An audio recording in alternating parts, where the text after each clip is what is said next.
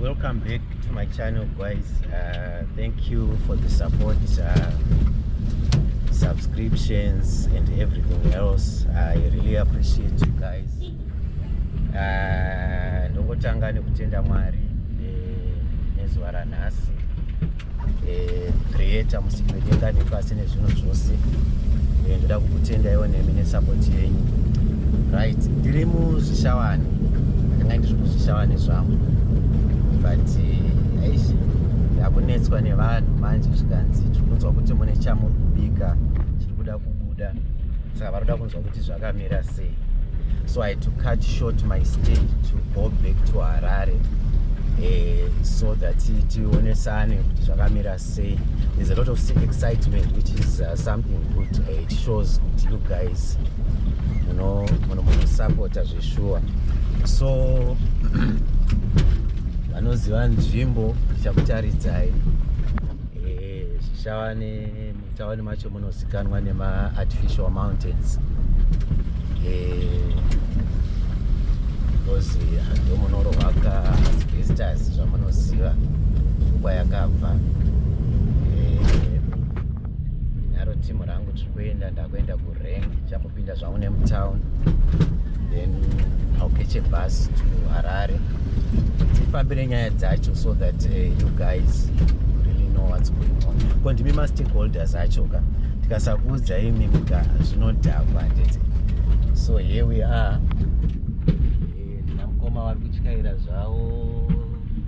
As you can see, that's one of the artificial mountains. Pandinopinda mutown chanyatsokutaridzai. Makamboenda kuZvishavane and be able to tell zvakamira sei. Zvishavane is along the Great Dike.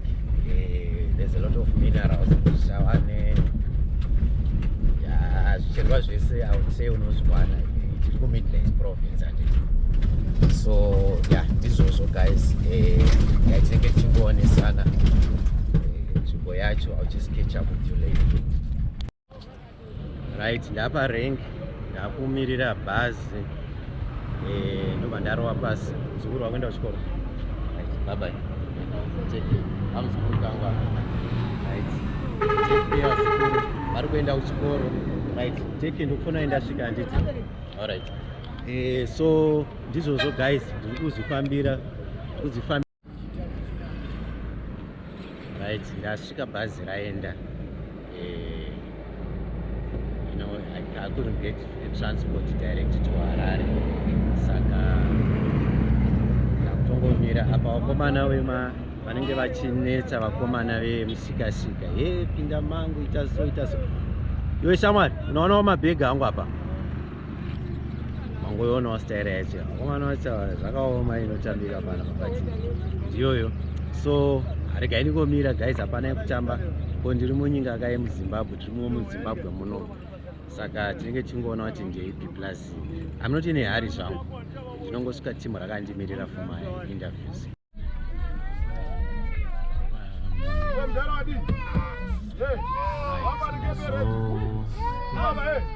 Kukwira kupinda muGweru.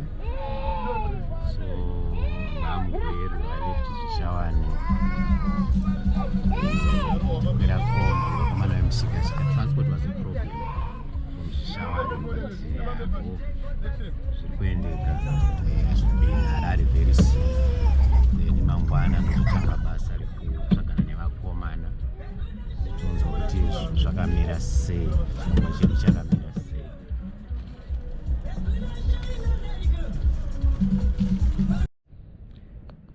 Zviri sei timu rangu, muri sei? Ndinotenda nerutsigiro rwenyu. Ndongoti mauyai. Ini ndinowanzoda kutanga ndichitenda Musiki nechipo cheupenyu, nekuti kurarama kwatinoita ka hakuzi kungwara kwedu. Mwari anotirwira kubva kune zvakawanda. Saka ndinoda kungotendawo Mwari nezuva ranhasi. Ndinodayirawo kuti nekwamuri kumativi mana enyika munongobvumiranawo neni kuti Musiki zveshuwa anoda kutendwa. Right. Ndambobuda ndikati ndimboenda zvedu kumafura mhepo nemukomana ari kunetsa mazuva ano. Ndiri kutaura mukomana anetsa ane program yake iri kuuya pane kutaurika kwakawanda chaizvo nenyaya ya Gringo is back. Gringo is back. Yes.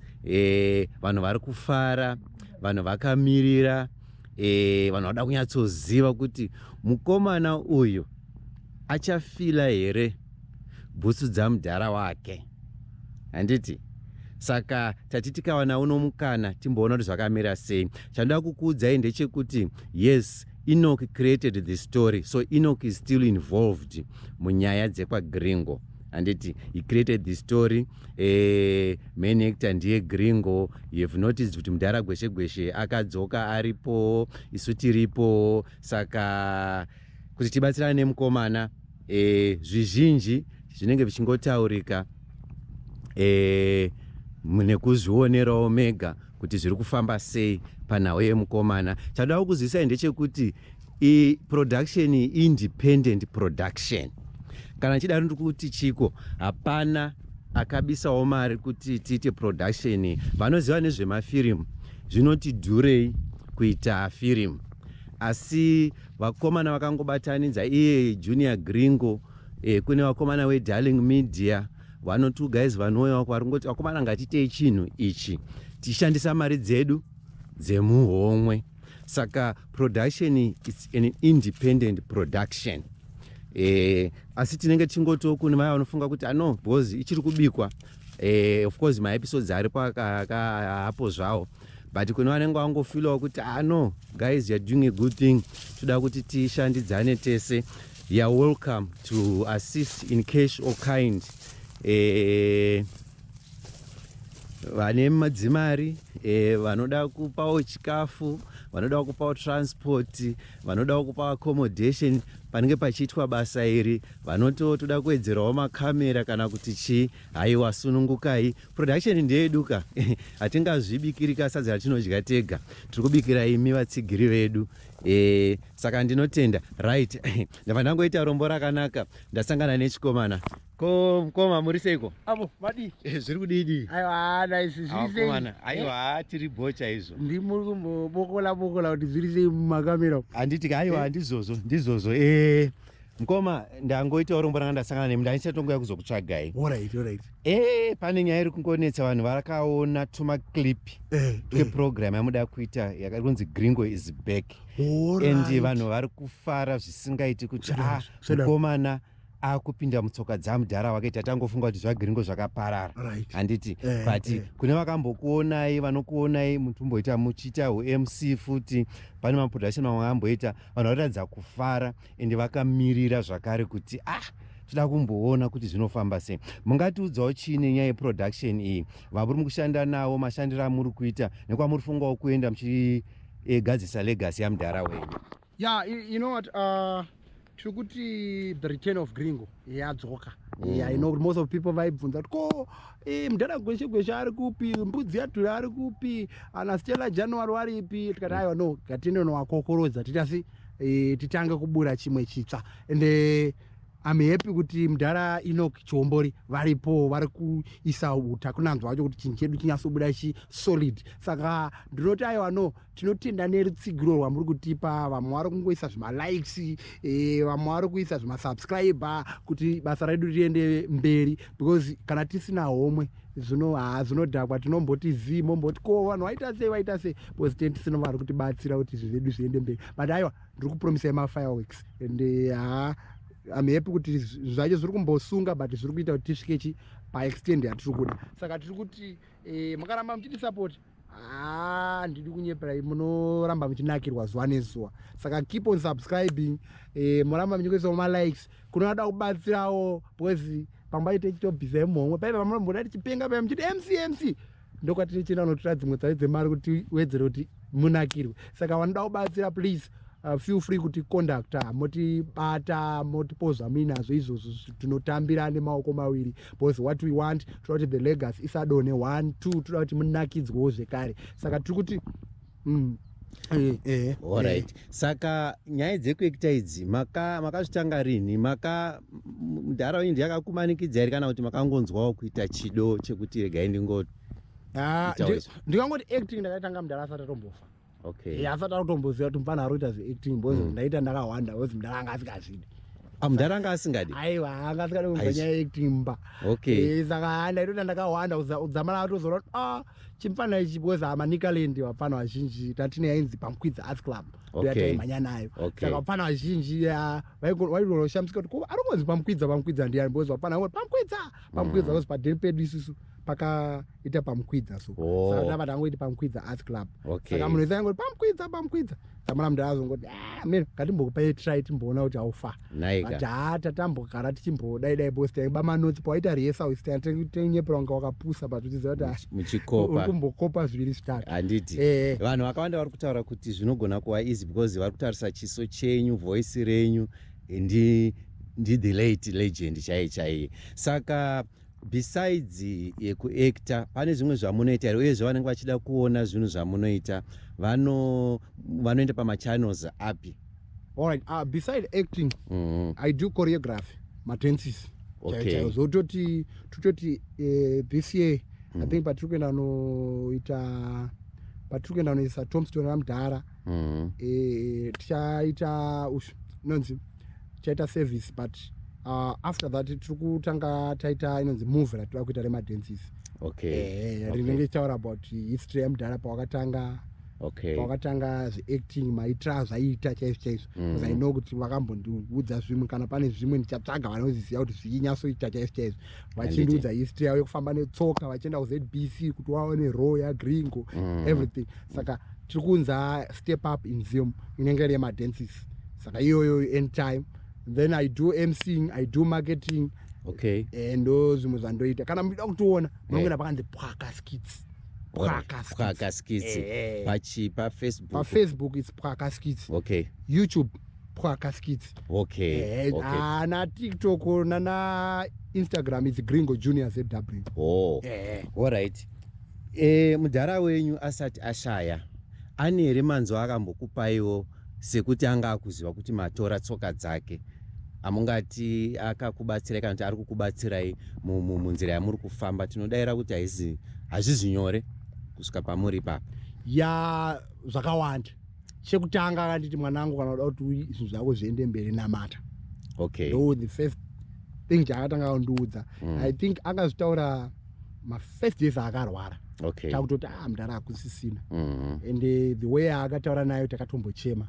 Kuti yakatozobvunza muri kuchemei because mazwi acho anga akadzika zvokuti airema kuti timatambirira ari ko chii chachii futi mudhara.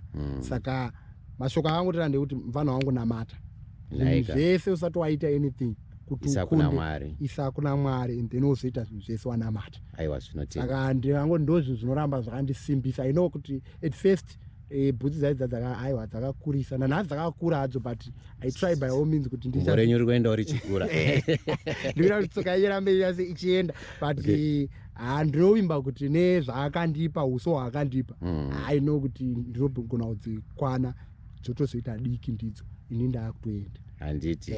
Aiwa, pakanaka, ndafarira chamataura chekuti vakati mutye Mwari. Saka industry muri kuiona sei? Kana kune vachada kungotangawo, vanhu vanongoona vanhu vakuti vanofunga kuti zvinhu zviri nyore, mune miedzo irimo, muri kuikunda, tongoti muri kuikunda nekunamata. Mungaudzawo chii kune vangada kutanga nyaya idzi? Industry yedu iri tough.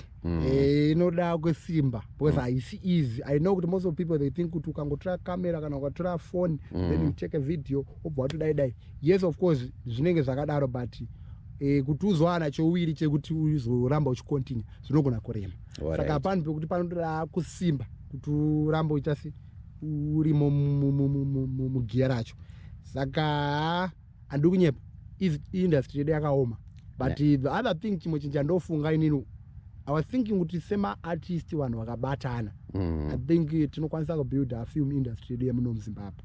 Saka tine kaupatsu katinako sema artist handigona kudoma kuti nhingi nanhingi but ndinofunga kuti inini mufungo wangu kuti sema artist yemuZimbabwe tikabatana I think government yatotochemera iyoyo inogona kuzotouya isusu tatoenda far.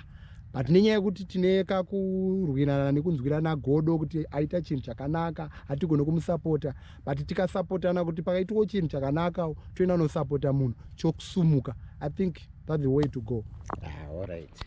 Anyway, mangozvinzwira the humble guy chandafara ndechekuti anotya Mwari and ari kuti ndiri kuzama with your support zvinhu zvinoendeka. Naye mukoma, since muina mbudzi yadhura, mungangotipo here kadiki kamutakunanzva hameno zvamakaita here kana zvamuchaita here kuti timirire vanhu vari kuda kumira vamboona kuti zvakamira sei. Alright. Kamutakunanzva manje nini chiri kuitika manje ndechekutika nyaya yanga ichiitika ndeyekuti pandazokwira bhazi ndichiya kunoku inyaya yekuti bhazi randakakwira inini nezuro handaunzwisisa kuti nyaya yekuti pachirundu pabhodha paipai pakazoitika traffic jam nenyaya yekuti kumasvingo takazosvika tine bhazi ranga rine mavhiri 3 saka nyaya iripo manje handisi kuziva kuti iwewe wanga wadyere kana kuti uda kuzodya. Inini handisani ndiri kusvikawo nebhazi ra3